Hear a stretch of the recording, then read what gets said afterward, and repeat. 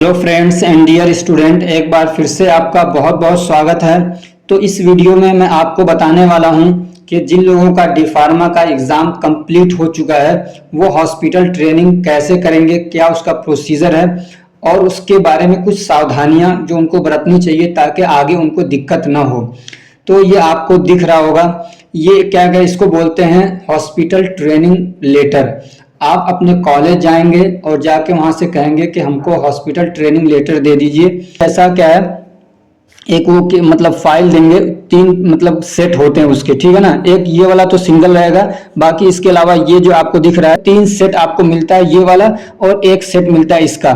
तो आपको सबसे पहले क्या करना है, इसकी फोटो कॉपी करा लेनी है। जो भी आपको मिलेगा डॉक्यूमेंट वहां से ट्रेनिंग लेटर के लिए अपने आपके कॉलेज से, तो उसको आप फोटो कॉपी कराएंगे सबसे पहले, और इस वाले को तो जरूर करा लेंगे, ठीक है।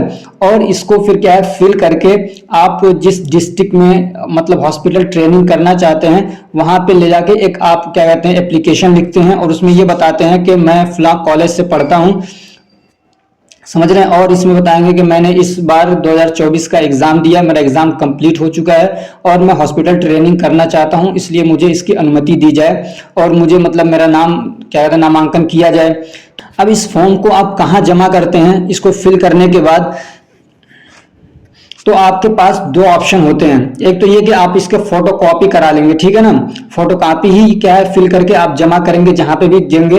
तो एक तो आप इसको कहाँ देंगे, लाके सीएमओ ऑफिस में दे सकते हैं, और वहां से आप उसमें ये आपसे पूछते हैं और आपको खुद मेंशन करना रहता है उस एप्लीकेशन के अंदर कि आप किस जगह पे हॉस्पिटल ट्रेनिंग करना चाहते हैं, सदर हॉस्पिटल में करना चाहते हैं या क्या कहते हैं सीएचसी या पीएचसी कहाँ करना चाहते हैं, समझ रहे हैं। तो अब वो आपको उसमें मेंशन करना रहता है, दो तीन ऑप्शन आपसे पूछते हैं वो, ताकि एक जगह पे नहीं तो दूसरी जगह पे वो डाल देते हैं आपका नाम, ठीक है। एक तो आप क्या कहते हैं जो आपका सीएमओ है, सीएमओ ऑफिस में लाके जमा करते हैं। दूसरी, अगर सरकारी हॉस्पिटल के अंदर करना चाहते हैं तो सरकारी हॉस्पिटल में जो बाबू होता है या जो उसका हेड होता है उसके ऑफिस में ले जाके आप एक दूसरा फॉर्म अलग से जमा कर देते हैं। इसीलिए कह रहा हूं इसकी फोटो कॉपी करा के आप जमा करेंगे, बाकी जो रियल कॉपी है उसको आप अपने पास रखेंगे, ठीक है। और वो करने के बाद, और जो भी आप एप्लीकेशन वगैरह जो भी लिख रहे हैं उसकी एक फोटो कॉपी जरूर, एक फोटो मतलब खींच के अपने पास रख लीजिए, समझ रहे। ये सारी चीजें आपको आगे फायदा देंगी।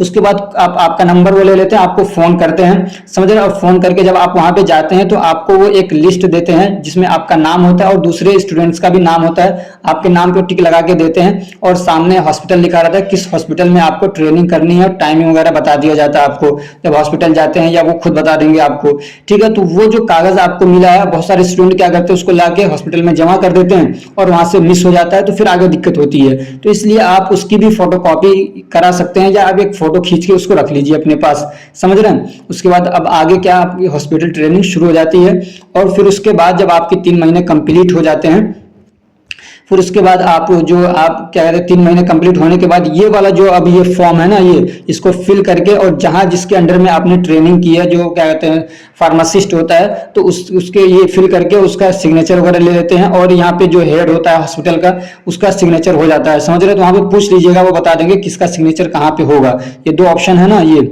एक में तो क्या कहते हैं चीफ फार्मासिस्ट जो होता है उसका हो जाता है, और एक मतलब जो उसका क्या कहता है हॉस्पिटल का बड़ा डॉक्टर होता है या जिसके अंडर में हॉस्पिटल चलता है उसका एक सिग्नेचर हो जाता है। उसके बाद ये सिग्नेचर कराने के बाद आप इसको क्या कहते हैं अपने पास रख लेते हैं, और कॉलेज वाले को भी एक जमा करना पड़ता है, लेकिन बहुत सारे लोग कहाँ जमा ही नहीं करते हैं, ठीक है।